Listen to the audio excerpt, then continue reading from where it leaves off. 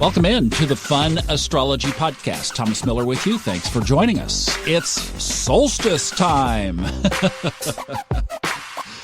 Oh, I love this time of year, and I love winter solstice too, but summer solstice is just special. It just is. Well, I say summer because that is relative on where you are, obviously.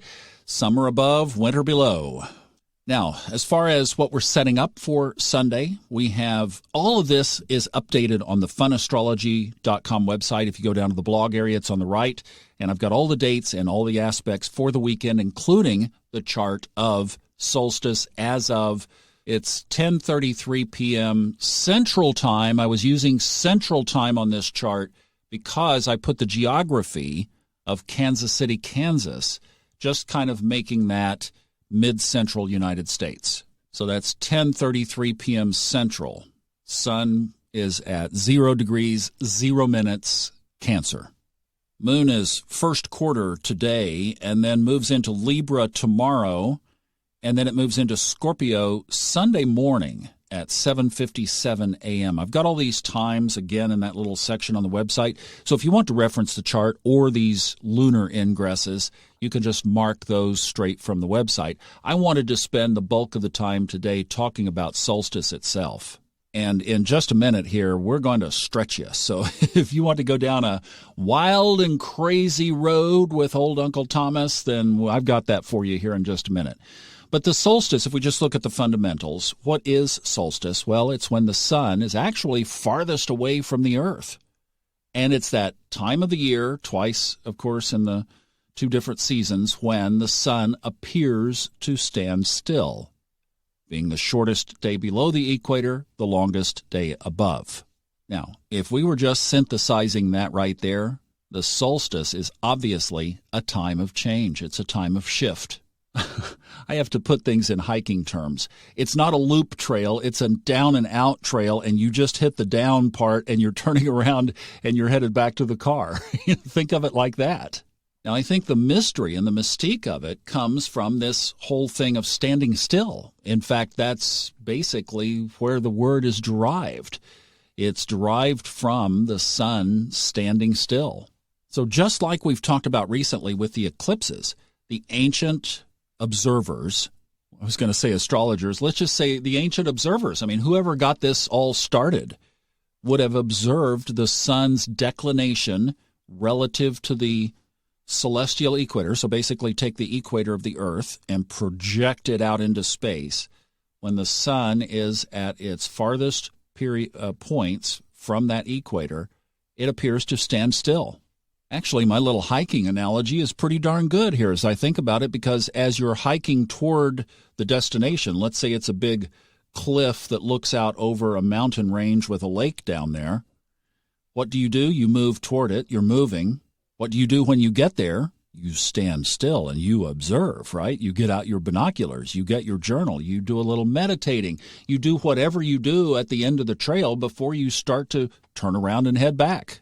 Well, in the world of otherwise motion, the ancient observers would have noticed that standing still as something pretty unique, because then a lot of celebrations and folklore came about relative to the solstice for most cultures, really, over the centuries and the millennia. In fact, I found this that was kind of interesting. In the pagan folklore, to ward off evil spirits, people would wear protective garlands of herbs and flowers. And one of the most powerful was known as Chase Devil, which is known today as St. John's wort because of its association with St. John's Day, the solstice. I also saw that from Egypt, from the perspective of the Sphinx, that the sun sets squarely between the Great Pyramids. Now, how did all of that come about?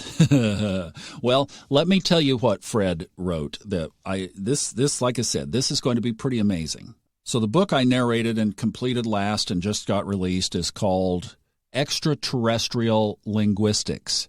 Now, if you go on Audible, there's a Fred Dodson version and a Thomas Miller version. We're trying to get the Fred Dodson version removed, but you want to get the Thomas Miller version if you decide that you want to take on this book. And he goes into Our origins. This is about our origins. And a very short synopsis. I mean, this is the fastest book review you've ever heard. But through the work of a guy by the name of Erhard Landmann from Germany, all the languages in the world can, in one way or another, be traced back to one common language. If you follow biblical stories, the Tower of Babel, or Babel, where God scrambled the one language into many.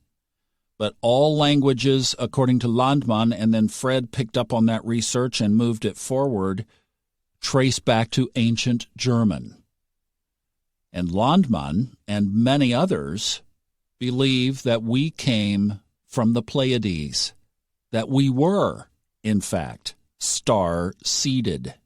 And I find this interesting because as I found a book up here in the Smoky Mountains it's out of print now and the author is gone, but she traced a lot of the heritage, the spiritual heritage of this area back to the Cherokee Indians. And I grew up in Tulsa, which was the northeastern corner of Oklahoma, which was Cherokee country. It was also Osage country, but the Cherokees were in mostly eastern Oklahoma, and that was my stomping grounds growing up. So Cherokee, boy, I'm all in. I'm alerted to that. And when this author, Paige Bryant, started talking about the Cherokees also believed that we came from the Pleiades. I was narrating the book, and Fred mentioned that the Japanese word for Pleiades is, as he said it, Subaru. Subaru. That literally was when I marked my spot. I'd been thinking about one for years. I marked my spot. Fred has never really steered me wrong when energetic little boomps come like that. I went down and got a Subaru. And now I have a Subaru. I'm connected to the Pleiades. Oh, yes, you long-time subconscious mind mastery listeners, yes, I still have the Jeep. Absolutely. You betcha. But here's what Fred uncovered, and just put this together by observation. There are so many artifacts, and he goes into extreme depth in the book on this, that reflect space travel, various types of flying aircraft in all of these ancient artifacts all over the world. This is not one culture. And he found that they felt that any kind of transportation between other galaxies, other areas like the Pleiades and others, only could happen, the portal would only open on the 2 days of solstice. That's when the portal opened. So I'm like, wow, you could play with that on a lot of astrological kinds of terminology, with the sun on this solstice moving into Cancer, one of the 4 angular points in the chart. It's where the qualities start over, actually. So we've been through cardinal, fixed, mutable. That starts over.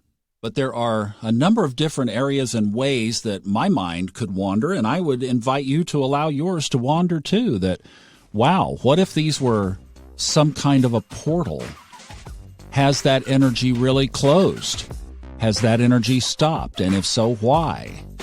Or is there some kind of portal that we should be examining that might make the solstice days actually greater days in the year than we give them even credit for now? Kind of an interesting inquiry, isn't it? Well, that's Sunday night. I will leave you there and see you Monday morning on the other side as we turn around from our observation deck and head back to the car. Thanks so much for listening. I wish you the best rest of the week, and I'll see you again on Monday. Bye-bye.